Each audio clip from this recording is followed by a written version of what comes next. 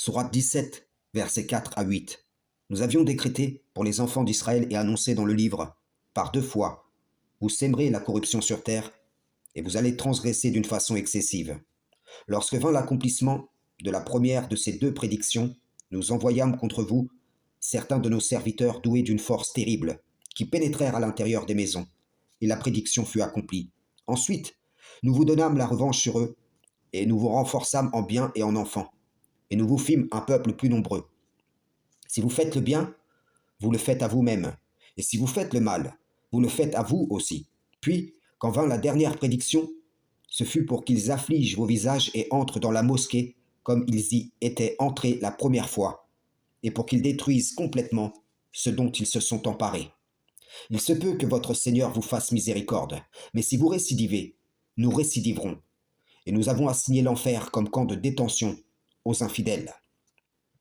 Les 2 premières prédictions ont été réalisées dans le passé, mais Allah avertit que si il récidive en corruption, il récidivera en sanction. Tel fut le contrat de la Torah. Si vous observez les commandements de l'Éternel, vous serez bénis dans le pays. Mais si vous vous en détournez, ce pays vous vomira. Je suis un témoin parmi les fils d'Israël envoyés en messager aux musulmans, et je vais porter en ce jour ce témoignage.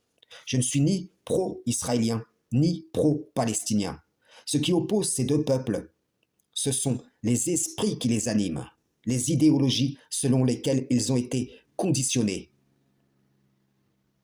De sorte que, sans l'abandon du sunnisme, du chiisme, du sionisme, du judaïsme, ils sont condamnés à la haine et l'inimitié, à voir un même schéma se répéter, car ce sont en vérité 2 peuples qui ont dévié de la voie de l'Éternel. Si Moussa et Mohammed étaient parmi nous, ils seraient frères, mais eux qui ont dévié de ce qui leur a été prescrit sont ennemis. Je ne ferai pas comme ces rabbins qui condamnent le gouvernement israélien, même si je n'en pense pas moins, et dont les traditionalistes de l'islam utilisent les propos à des fins dogmatiques. Car ce que ces rabbins ne disent pas, c'est qu'ils attendent le Messie pour revenir en Israël. Seulement le Messie est déjà venu, et il ne revient pas en cette présente vie. Aveuglés par vos haines réciproques, vous ne voyez pas que le diable banni tel un marionnettiste tire les ficelles dans l'ombre, et vous êtes les idiots utiles de son stratagème. Un musulman est un témoin véridique. Il ne juge pas avec passion. Il ne se positionne pas traditionnellement d'un côté ou de l'autre. Il commande le convenable et condamne le blâmable. Je le dis ici, si Moussa était là, il serait ennemi des Israéliens. Si Mohammed était là, il serait ennemi des Palestiniens. Et il dirait en cœur, revenez au commandement d'Allah ou mourrez de votre haine. Si vous êtes ingrat, vous et tous ceux qui sont sur terre, sachez qu'Allah se passe largement des mondes.